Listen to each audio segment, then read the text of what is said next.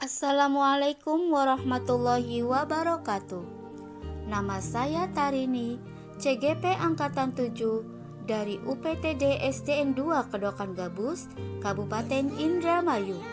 Pada kesempatan kali ini, saya akan memaparkan aksi nyata pada modul 1.4 tentang budaya positif.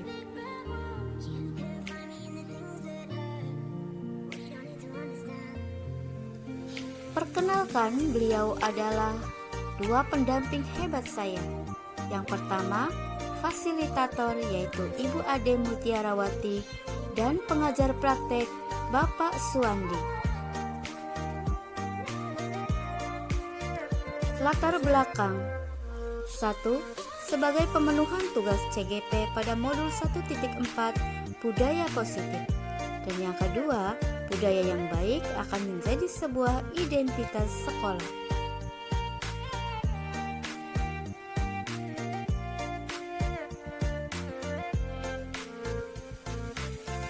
Tujuan dibuatnya aksi nyata ini: 1. Menciptakan murid yang merdeka dan disiplin diri yang kuat. 2. Menumbuhkan budaya positif di lingkungan sekolah dengan meyakini nilai-nilai kebajikan universal. Tolak ukur 1. Terbentuknya keyakinan kelas melalui kegiatan kesepakatan kelas yang dilakukan oleh wali kelas dan murid. 2. Siswa mampu menerapkan dan menjalankan keyakinan kelas yang telah dibuat. Lini masa tindakan 1. Menghadap kepala sekolah untuk menjelaskan pentingnya penanaman budaya positif dan keyakinan kelas di sekolah, serta meminta izin untuk melakukan pengimbasan budaya positif terhadap guru-guru.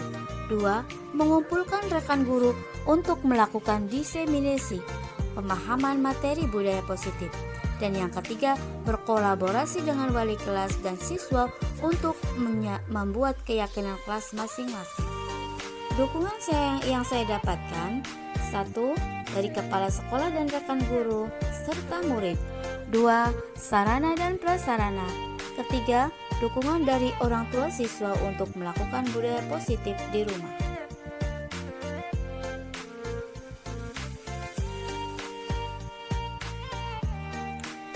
Demikian contoh pembuatan keyakinan di kelas.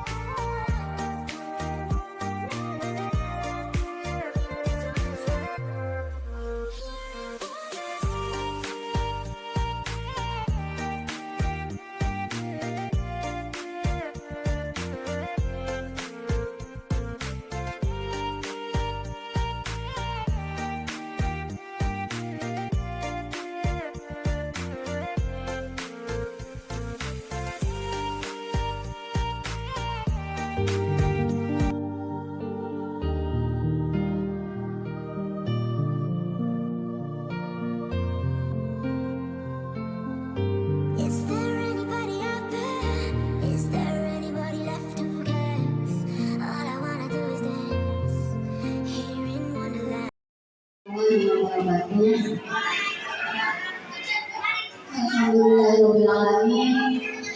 Wabillahi nasta'inu ala umuri dunya wa ala alihi wa sahbihi ajma'in. Amma ba'du. Yang kami hormati Bapak Kepala Sekolah UPTD SDN 2 Kedokan Gabus, yang kami hormati rekan calon guru pemula angkatan 7 Kabupaten Indramayu, Ibu Hajah Faizah, dan rekan-rekan guru SDN Pondok Siswa yang berbahagia. Puji syukur marilah kita panjatkan kepada Allah Subhanahu wa taala yang hari ini alhamdulillah kita diberikan nikmat sehat iman dan Islam untuk tetap menjalani hari-hari kita rutinitas mendidik siswa dan siswi SDN Pondok Siswa. Salawat serta salam, marilah kita tetap mengaturkan kalimat junjungan kita Nabi besar Muhammad SAW. Mudah-mudahan yang berakhir nanti kita semua akan mendapatkan syafaat dari beliau. Amin. Pada hari ini mohon izin Bapak dan Ibu Guru, kami dari Guru Penggerak Angkatan 7 Kabupaten Indramayu akan melaksanakan pengibasan budaya positif terkait kegiatan aksi nyata pada modul 1/4. Agenda kegiatan hari ini yang pertama pembukaan, yang kedua kompetensi lulusan capaian umum dan capaian khusus, berikutnya pemaparan materi dan dilanjutkan dengan tanya jawab, refleksi dan diikuti teman-teman. Marilah Bapak Ibu Guru kita buka acara ini dengan membacakan basmalah.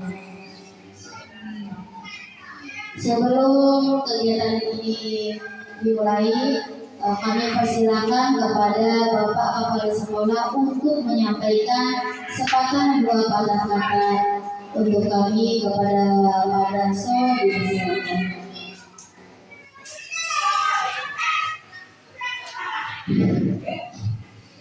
Terima kasih kepada pembawa acara yang telah memberikan waktu kepada kami untuk menyampaikan sepatah dua patah kata kaitannya dengan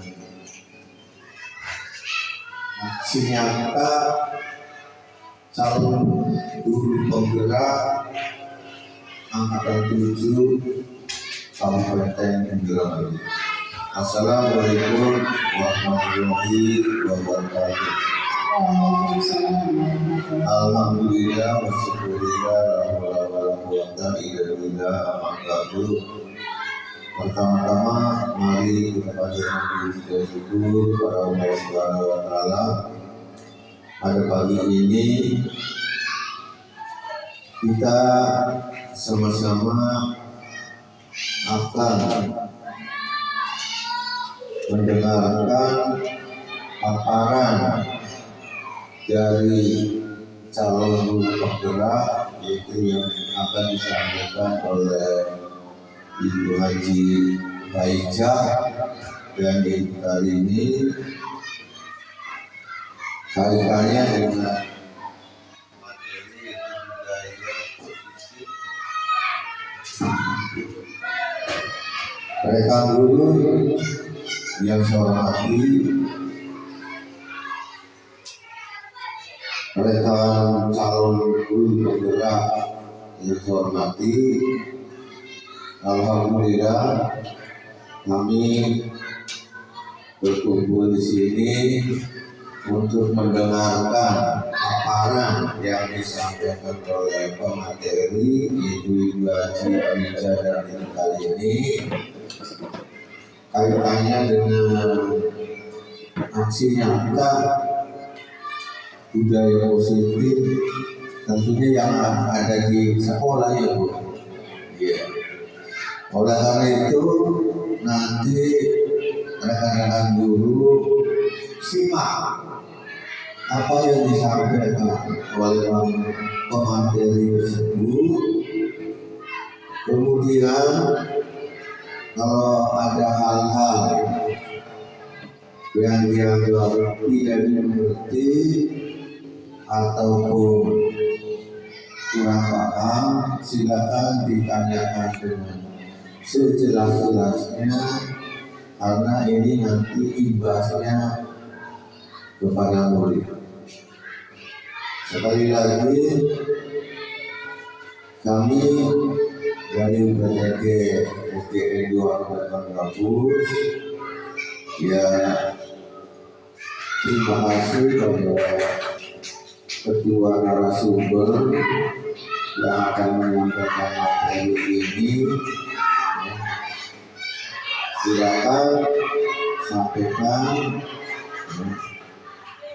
Mudah-mudahan apa yang disampaikan ini rekan guru yang lainnya ya memahami dan bisa diterapkan kepada anak didik. Mungkin itu saja sambutan dari kami. Kurang dan lebihnya mohon maaf. Wassalamualaikum warahmatullahi wabarakatuh.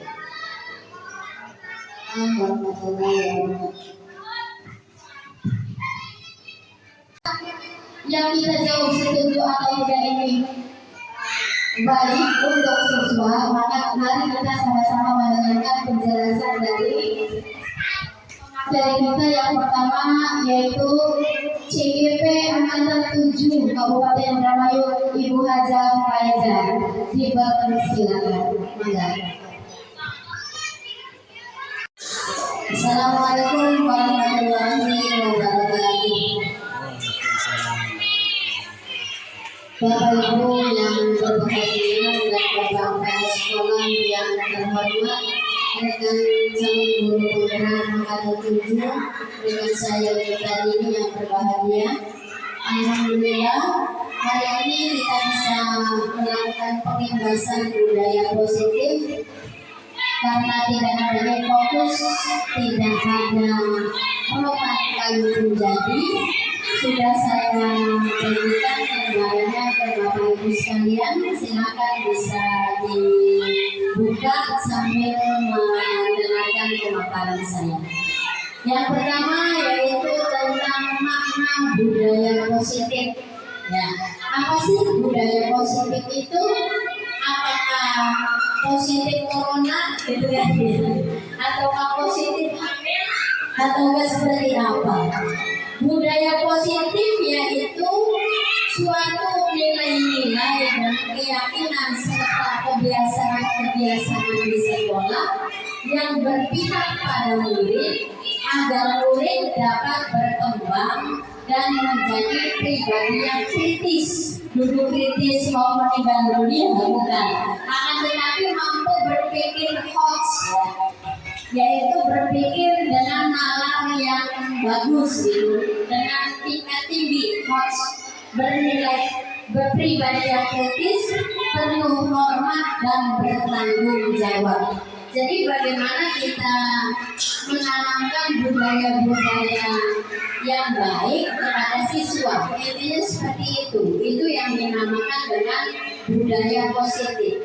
Jadi bagaimana kita seorang guru menjadi suatu agen of change, ya, pembawa perubahan kepada budaya positif ke dalam diri anak.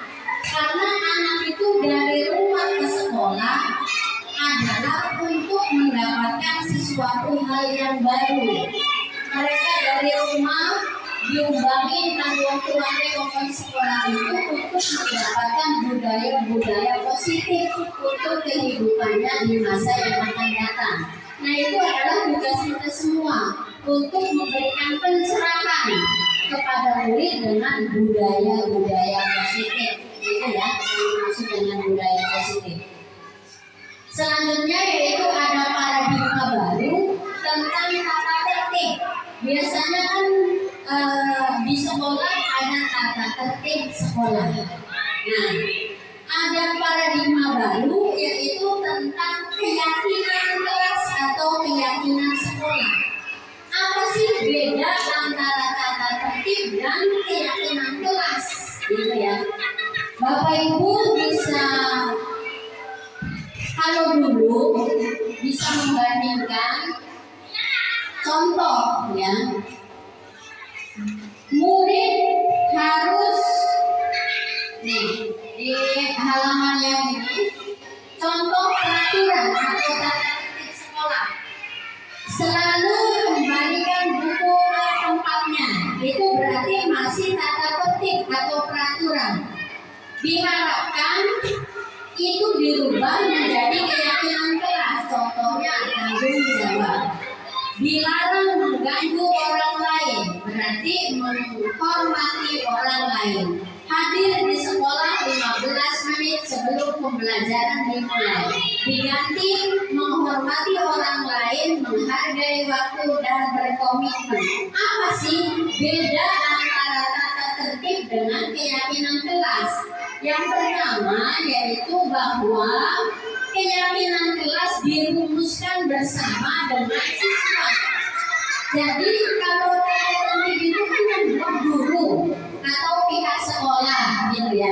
Ayo kita rumuskan apa nih tata tertibnya kepala sekolah dengan guru, yaitu nanti timbul berbagai tata tertib atau peraturan. Jadi siswa tidak dilibatkan. Nah ini bedanya. Kalau keyakinan kelas itu hal-hal yang ingin kita capai di kelas kita rumuskan bersama dengan siswa. Contoh, anak-anak, apa nih keyakinan kelas kita untuk semester ini atau untuk hari ini? Yang pertama, datang tepat waktu Bu. Oke, kita tulis ya di depan. 1, datang tepat waktu. Yang kedua apa? Ada lagi yang menjawab tidak boleh makan dan minum di kelas Bu. Kita catat di depan. Jadi peraturan itu timbul dari siswa dengan hasil musyawarah. Tidak hanya satu arah dari guru ataupun pihak sekolah, akan tetapi siswa dilibatkan di dalam membuat keyakinan. Kenapa dinamakan keyakinan? Karena timbul dari dalam hati siswa itu sendiri. Ini bedanya. Beda selanjutnya, karena keyakinan kelas itu diciptakan hasil musyawarah, siswa akan bertanggung jawab atas apa yang dia inginkan, atas apa yang dia yakini. Dia meyakini saya harus datang tepat waktu. Apa nih konsekuensinya? Jadi itu ya bedanya. Bisa dimengerti ya Bapak Ibu ya. Antara tata tertib dan keyakinan kelas. Bedanya di sana. Ada proses dua arah antara siswa dengan murid. Kalau peraturan hanya satu arah. Selanjutnya, kita di dalam pengajaran pasti menemui kendala, yaitu tentang pelanggaran yang dilakukan oleh siswa. Misalnya, siswa tidak mengerjakan PR, siswa yang suka membuli temannya, itu kan mesti ditemui tuh di kelas ya. Bagaimana kita seorang guru menerapkan 5 posisi kontrol? Ya. 5 posisi kontrol yang pertama yaitu posisi penghukum. Ini biasanya dilakukan oleh pasca kolonial. Ya, pasca kolonial itu ya kita ini zaman dahulu biasanya diposisikan oleh kita sebagai guru kita sebagai penghukum. Contoh, tidak mengerjakan PR, anak di depan. Yang tidak mengerjakan PR berdiri di depan, angkat kakinya 1. Nah itu berarti guru ada pada posisi penghukum. Yang kedua yaitu posisi pembuat rasa bersalah. Ini biasanya dilakukan oleh guru-guru perempuan yang melo. Ya Allah nak, ibu harus pegel-pegel ngajarin kita orang ngerjain PR. Tenang nasirannya orang yang orang bu. Nah ini biasanya yaitu guru memposisikan dia sebagai posisi merasa bersalah. Oh iya bu, saya minta maaf ya bu, gitu kan ya, biasanya seperti itu anaknya. Yang ketiga yaitu guru memposisikan sebagai teman. Lo ya ya usah dia kakak ibu ya boleh istilah konon. Nah ini ada ruangannya. Suatu saat anak itu akan membalikkan, lo ibu ya. Jadi seperti menunjuk. Ini posisi teman. Yang ketiga yaitu posisi pemantau. Posisi pemantau ini biasanya guru mempunyai data-data. Kamu kemarin tidak mengerjakan PR, lalu minggu yang lalu juga tidak mengerjakan. Jadi guru punya data-data. Yang ketiga yaitu posisi manajer. Posisi manajer ini guru mampu menggiring siswa untuk menyadari kesalahannya dan memperbaiki kesalahannya. Dan ini yang diharapkan posisi manajer ini ada di setiap guru untuk mengatasi suatu masalah yang ada pada diri siswa. Mungkin itu yang bisa saya paparkan. Kita bisa buat resume. Yang pertama yaitu tentang budaya positif, yang kedua tentang keyakinan kelas, yang ketiga yaitu tentang posisi kontrol. Selanjutnya akan dilanjutkan oleh rekan saya, dan nanti setelah itu kita buka sesi tanya jawab. Demikian. Assalamualaikum warahmatullahi wabarakatuh. Materi lanjutan dari budaya positif di sekolah. Silakan Bapak Ibu membuka di bagian restitusi. Apa itu restitusi? Nah, ini merupakan istilah baru, ya, istilah baru bagi kita guru-guru di dunia pendidikan. Terutama saya, sebelumnya saya tidak mengenal istilah restitusi. Ya. Restitusi itu apa? Setelah saya memasuki pendidikan guru penggerak, saya dikenalkan dengan istilah ini. Restitusi adalah proses menciptakan kondisi bagi murid untuk memperbaiki kesalahan mereka, sehingga mereka bisa kembali pada kelompok mereka dengan karakter yang lebih kuat. Ya. Restitusi juga merupakan proses kolaboratif yang mengajarkan murid untuk mencari solusi untuk masalah mereka dan membantu murid berpikir tentang orang seperti apa yang mereka inginkan menjadi tujuan mulia, ya, dan bagaimana mereka harus memperlakukan orang lain. Bapak Ibu guru yang berbahagia, biasanya kita menemui kasus-kasus yang ada di kelas, ya. Tentunya posisi kontrol yang paling baik bagi guru adalah sebagai manajer, bukan sebagai penghukum, bukan juga sebagai teman, bukan sebagai pembuat merasa bersalah, tetapi yang paling baik yaitu sebagai manajer. Disinilah fungsi guru itu bisa diterapkan, ya. Dalam melaksanakan proses restitusi biasanya sesuatu kan ada masalah, ya, ada masalah di dalam kelas atau tindakan-tindakan yang kurang baik. Nah, di situ kita meluruskannya sebagai manajer. Dan pada saat kita memberikan kegiatan konseling, ya, kita diharapkan melakukan itu dengan restitusi agar, ya, dia menemukan solusi sendiri. Jadi bukan dari kita sebagai manajer membantu anak itu mengarahkan mencari solusi yang terbaik. Ya, tentunya solusi itu yang sesuai dengan karakter mulia, sehingga pada saat dia menyadari kesalahannya dan bisa kembali ke teman-temannya diterima. Kadang kita memberikan suatu hukuman yang tidak kita sadari misalnya, walaupun itu tujuannya baik.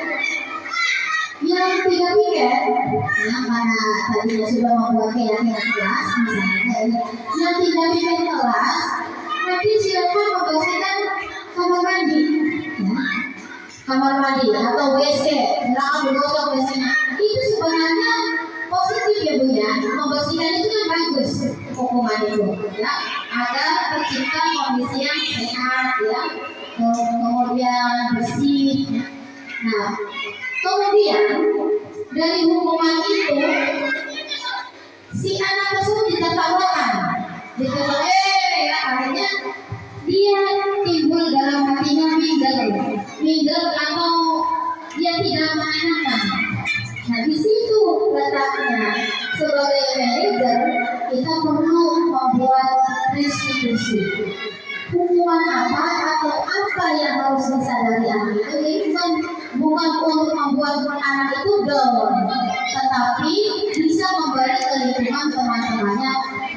baik, diterima kembali dengan aman. Nah, di sini ya ada perbedaan, silakan dilihat halaman berikutnya. Hukuman, ya, identitas sukses, ya, disiplin.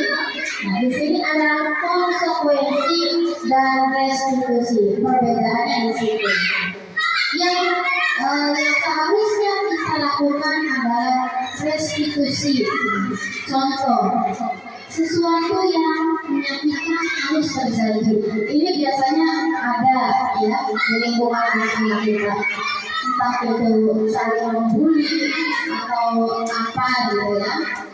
Konsekuensinya sesuatu harus terjadi karena tidak ada api, tidak ada asap, kalau tidak ada api ya Bu ya di situ.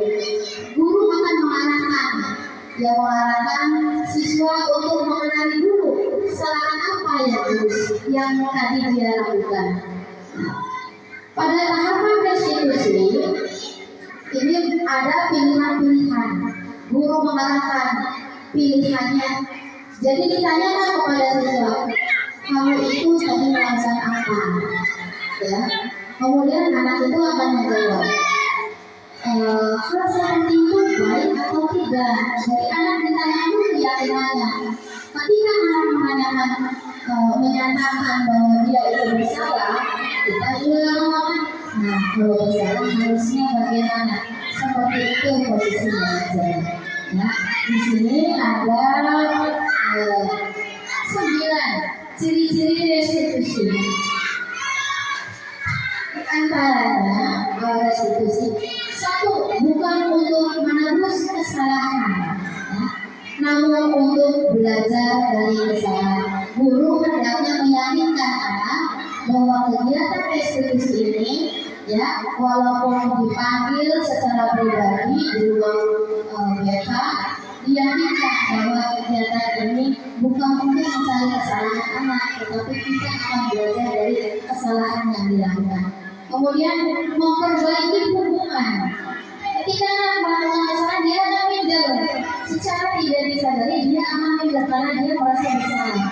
Namun di sini kita hendaknya tidak untuk menjauhkan mereka dari lingkungan sekelilingnya, tetapi untuk bisa kembali diterima di lingkungannya. Tawaran, bukan paksaan. Ya, kita akan memberikan tawaran, pilihan-pilihan untuk melakukan suatu perbaikan. Yang mana pilihan-pilihan itu juga bisa kita gali dari diri mereka. Ya. Restitusi menuntun untuk melihat dalam diri, ya, ya. Jadi restitusi itu bukan digali oleh guru. Guru hanya memberikan pertanyaan pematik. Saya akan melakukan itu nanti benar apa salah. Nanti anak dengan sendirinya akan menyadari dan membuat pernyataan positif. Selanjutnya, restitusi mencari kebutuhan dasar yang mendasari tindakan. Biasanya, ya, ini berhubungan dengan kebutuhan dasar manusia, ya. Kebutuhan dasar manusia nanti akan saya jelaskan setelah ini. Jadi mereka itu ada latar belakang, ada yang melatar belakangi tindakan yang mereka lakukan. Jadi tidak semau-maunya mereka melakukan kesalahan itu, tetapi ada sesuatu yang melatar belakang itu. Di situ perlu digali oleh kita sebagai guru. Restitusi adalah cara yang paling baik selain menghukum atau kita memberikan hadiah atau kita memberikan sebuah apa ya? Nah, contohnya kita memberikan hadiah. Hadiah itu atau penghargaan itu tidak akan selamanya membuat mereka tidak akan membuat baik menjadi lebih baik. Bahkan terkadang hadiah itu membuat mereka menjadi ketergantungan, ya. Ketika tidak mendapatkan prestasi, kalau juga mereka disampung terus. Nah, ketika tidak mendapatkan dia akan down, kemudian patah semangatnya. di situ ya. Jadi itu sifatnya masih eksternal, bukan internal. Nah, selanjutnya restitusi fokus pada karakter, bukan tindakan. Yang digali di sini adalah karakter yang positif, bukan merubah tindakan yang lebih kepada keyakinan terhadap dirinya sendiri. Dan restitusi fokus pada solusi. Ya, solusi bukan untuk mencari kesalahan, tetapi kita belajar untuk memperbaiki kesalahan melalui solusi tersebut. Solusi bisa kita gali pada dalam diri siswa tersebut. Restitusi mengembalikan murid yang berbuat salah pada kelompoknya seperti tadi, misalnya ketika dia menyadari kesalahan, kemudian contohnya guru memberikan hukuman dengan mengangkat kaki satu, memegang telinga, berdiri di depan kelas. Itu akan membuat siswa malu dan diejek oleh teman-temannya, ditertawakan. Hal yang seperti itu akan membuat jiwa siswa itu malu terhadap teman-temannya. Nah, di sini restitusi tidak seperti itu agar mereka bisa kembali ke lingkungan. Restitusi memiliki beberapa tahapan. Di sini ya, yang berbentuk segitiga ini adalah tahapan restitusi. Yang pertama, menstabilkan identitas. Yang kedua, menanyakan keyakinan. Dan yang ketiga, validasi kebutuhan. Contoh ibu bapak, ketika ada yang melakukan kesalahan, misalnya anak itu datang terlambat, karena kita sudah membuat keyakinan kelas bahwa 15 menit sebelum pelajaran dimulai, anak-anak kita harus hadir semua ya di sekolah. Nah, anak tersebut datangnya misalnya jam 7:30. Kita memanggil anak tersebut untuk melakukan restitusi. Nah, jangan seolah-olah kamu itu begini ya, memarahi. Kita tanyakan dulu ya. Di sini menstabilkan identitas. Misalnya, Amel, tadi kamu berangkatnya terlalu siang ya masuk sekolahnya. Kita tanya dulu kenapa bisa kesiangan. Setelah itu kan anaknya menjawab begini. Lalu kita menanyakan keyakinan. Nah, solusinya bagaimana ya? Biar kita datangnya tidak kesiangan ya, tidak terlambat ke sekolahnya. Anak itu akan menjawab, kita arahkan ke sana. Betul seperti itu, seharusnya yang harus dilakukan, iya Bu. Maka selanjutnya, apa yang harus dilakukan kamu biar tidak terlambat? Diarahkan kan. Misalnya lagi, ada anak yang berantem, ya, berantem di dalam kelas atau berantem dengan temannya sampai pukul-memukul. Bisa kita lakukan dengan restitusi. Ya. Kamu kenapa bisa berantem? Diajak ngobrol dan hati agar anak ini bisa membuka diri. Alasannya seperti ini dari kedua belah pihak. Kemudian kita arahkan permasalahannya apa. Yang satu ngomong, yang ini mungkin kemudian solusinya seperti apa, dan yakinkan mereka bahwa tindakan mereka itu tidak baik. Apa yang harus dilakukan? Seperti itu ya. Nah, seperti tadi yang saya sudah jelaskan bahwa terkadang tindakan mereka itu adalah lahir dari sebuah latar belakang. Latar belakang di sini dikaitkan dengan 5 kebutuhan dasar. 5 kebutuhan dasar manusia. Di antaranya yang satu adalah love and belonging, cinta, perhatian. Terkadang mereka itu melakukannya karena ingin perhatian dari teman-temannya ataupun dari guru, karena mungkin anak tersebut krisis perhatian di rumahnya. Ya, usil, kadang-kadang usil sama teman. Itu bukan semata-mata mereka kita menjudge mereka itu anak nakal, bukan. Jangan sekali-kali kita menjudge mereka itu anak nakal, tetapi ada yang melatar belakangi tindakan mereka. Kemudian ada yang disebut dengan power, kekuatan. Mereka kadang-kadang itu menunjukkan bahwa mereka itu kuat. Itu adalah salah satu kebutuhan dasar manusia. Kemudian bertahan hidup, ya, bertahan hidup. Seperti manusia kalau sakit itu ingin berobat, itu salah satu untuk bertahan hidup. Ya, berikutnya freedom, kebebasan. Ini yang identik dengan anak-anak itu kan apa ya, dunianya bermain. Jadi kalau kita terlalu mengekang anak itu akan membuat kebebasan mereka seperti terampas.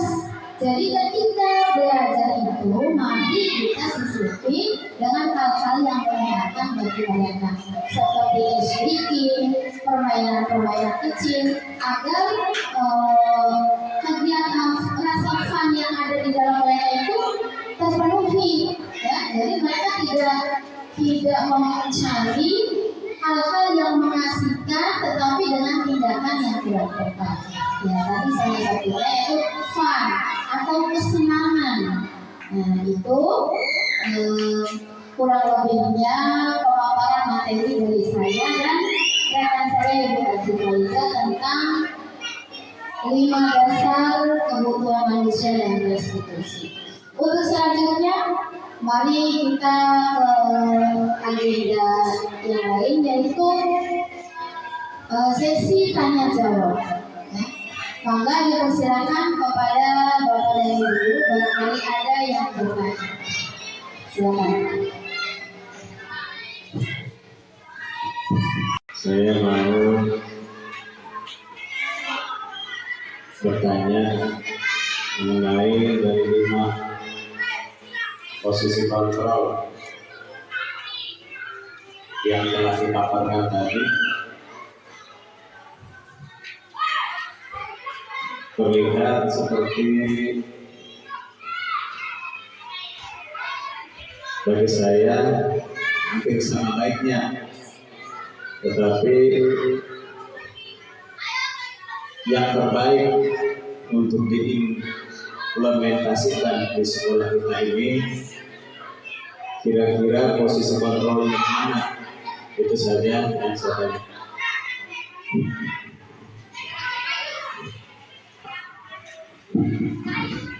Terima kasih pertanyaan dari Bapak Sutrisno SPD, yaitu menanyakan tentang 5 posisi kontrol yang terbaik untuk diimplementasikan di sekolah kita, yaitu UPTD SDN 2 Mandarus. Bapak Ibu sekalian, sebelum masuk ke sana, saya ingin memberikan suatu teori yang diungkapkan oleh Kahn, yaitu bahwa penghargaan adalah hukuman. Ya. Maksudnya, ketika kita memberikan ranking kelas nih ke siswa, ya, 1, 2, 3 dan lain sebagainya, itu adalah hukuman sebenarnya. Hukuman untuk siapa? Untuk yang lainnya yang tidak mendapatkan ranking tentunya.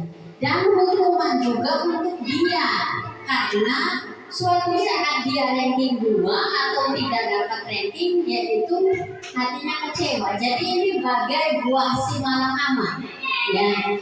Ketika tidak diberikan penghargaan bagaimana, ketika dikasih hukuman terus bagaimana. Jadi antara penghargaan terkait dengan 5 posisi kontrol tadi dan hukuman harus pada dosis yang tepat, ya.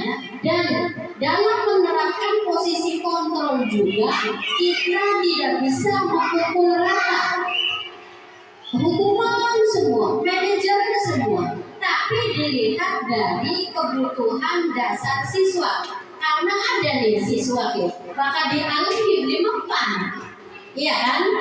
Di alam lingkup Pak gurunya dihukum, ada yang seperti itu.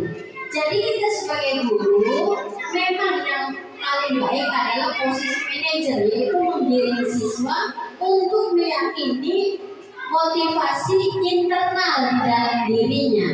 Nah, posisi kita sebagai guru SD terutama karena guru SD itu tidak ada guru bimbingan konseling ya di sekolah kita. Kita juga harus bisa memahami sisi psikologi siswa. Siswa ini butuh apa, gitu ya. Dengan identifikasi dari kebutuhan siswa tersebut, baru kita menerapkan 5 posisi kontrol yang tepat, yaitu yang diharapkan adalah posisi manajer. Apa sih posisi manajer itu? Yaitu ketika kita menggali kebutuhan siswa dan kita menggiring siswa untuk kembali ke habitatnya atau kembali ke posisinya, kembali ke siswa-siswa lainnya dengan posisi segitiga restitusi. Itu ya. Selanjutnya yaitu kenapa sih penghargaan itu tidak diberikan ke siswa secara terus menerus, karena penghargaan seperti ngasih bintang gitu kan ya, terus kasih hadiah permen, dipuji, oh iya, nah itu akan menjadi motivasi eksternal. Motivasinya itu hanya datang ketika dikasih gitu. Kalau udah dikasih penghargaan dia meledre, dia tidak berbuat lagi. Yang bagus adalah guru harus bisa memberikan motivasi internal, motivasi di dalam dirinya sendiri. Bagaimana dia berbuat itu sesuai dengan dorongan-dorongan yang diyakininya. Nah ini PR kita semua untuk bisa menggali posisi internal tersebut. Bisa dipahami ya Bapak Sutrisno? Alhamdulillah bisa, mudah-mudahan pada kontrol manajer ini kayaknya memang lebih tepat dari penjelasannya. Terima kasih atas penjelasannya. Assalamualaikum warahmatullahi wabarakatuh. Assalamualaikum warahmatullahi wabarakatuh. Dari pemaparan tadi, permasalahan yang terjadi di kelas itu kan biasanya sering kita temui hampir tiap hari gitu ya. Nah terus penanganan yang kita lakukan juga tadi dijelaskan ada beberapa hal gitu. Yang saya tanyakan itu adalah tentang hukuman gitu ya. Hukuman yang guru lakukan atau guru terapkan kepada murid itu apakah memang bisa mendisiplinkan anak gitu. Itu pertanyaan saya. Assalamualaikum warahmatullahi wabarakatuh. Waalaikumsalam warahmatullahi wabarakatuh. Terima kasih pada sahabat saya Ibu Yuri. Pertanyaannya, apakah hukuman itu hukuman yang kadang-kadang diberikan oleh guru bisa untuk mendisiplinkan anak? Itu kembali kepada diri mereka, ya. Itu akan kembali kepada diri siswa.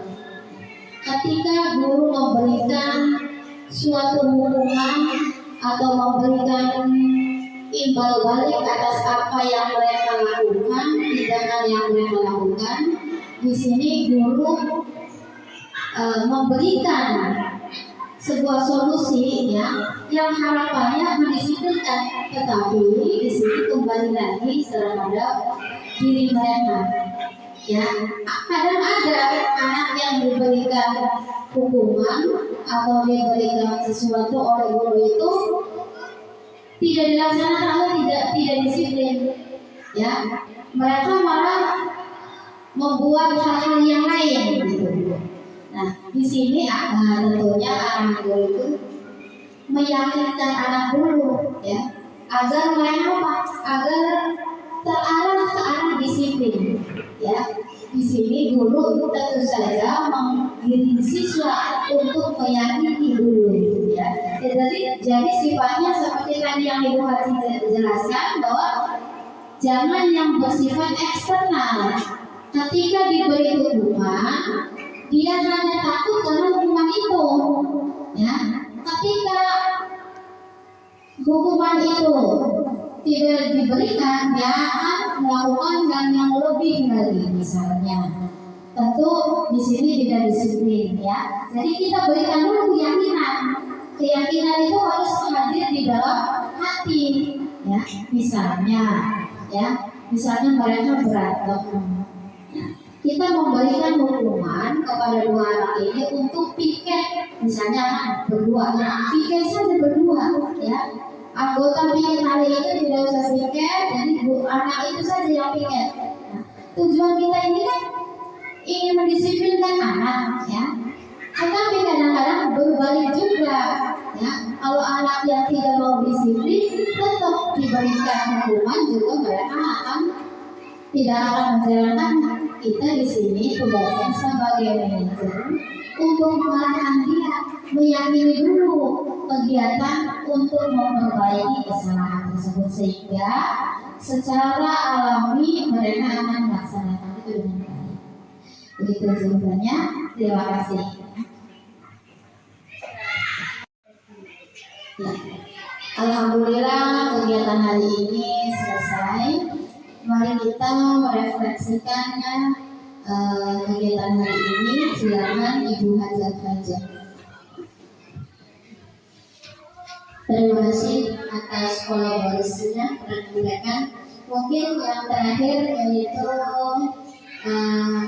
closing statement-nya, Bu, ya. Bahwa menurut kami dari calon guru penggerak PTDSDN Kedowan 2002, mengajar itu berarti among, fungsi kita itu among, itu fasilitator, ya. Jadi kita tidak punya kewajiban untuk membuat siswa menjadi pintar, ya. Karena yang memberi pintar itu adalah Gusti Allah, gitu. Tugas kita yaitu hanya sebagai fasilitator, kalau boleh saya meminjam fungsi guru itu seperti fungsi nabi, ya, bahwa tugas kita adalah menyampaikan atau tabligh, ya, menyampaikan pengajaran atau budaya positif kepada siswa. Akan tetapi setelah itu yang memberi hidayah adalah Gusti Allah, gitu. Kita hanya memfasilitasi, memberikan among, memberikan bimbingan kepada siswa. Selanjutnya yang akan memberikan hidayah untuk dia menjadi baik itu, yaitu adalah Allah sendiri, dan bagaimana Allah memberikan wahyu internal kepada siswa. Jadi dengan pemahaman seperti itu diharapkan kita tidak marah-marah, gitu. Ketika menghadapi ya Allah bosan beban matematika bisa-bisa, kan seperti itu. Baca setiap hari nggak bisa-bisa. Kita yang penting mengajarkan. Adapun hasilnya kita serahkan ke Allah yang mempunyai otak dari siswa tersebut. Semoga dia diberi kemampuan. Sedangkan fungsi kita hanya memfasilitasi dengan semaksimal mungkin tentunya. Dengan statement seperti itu, insya Allah di dalam kita mengajar, kita tetap eling bahwa segala sesuatu yang kita lakukan yaitu karena Allah dan untuk Allah tentunya. Sehingga di dalam kehidupan sehari-hari yang kita lakukan di sekolah ini berbasis keriduan, dan tentu mungkin suatu saat akan bermanfaat untuk diri kita, ya. Karena ilmu yang bermanfaat itu akan selalu mengalir nanti sampai kita di alam kubur. Amin ya rabbal alamin. Semoga pertemuan kita kali ini suatu pertemuan yang bermanfaat. Kami dari calon guru penggerak PTDSDN 2 Kedowan Gabus meminta maaf dan kekurangan, dan berterima kasih kepada Bapak Kepala Sekolah dan rekan guru yang telah meluangkan waktunya. Saya pribadi mengucapkan wassalamualaikum warahmatullahi wabarakatuh. Mengucapkan alhamdulillah.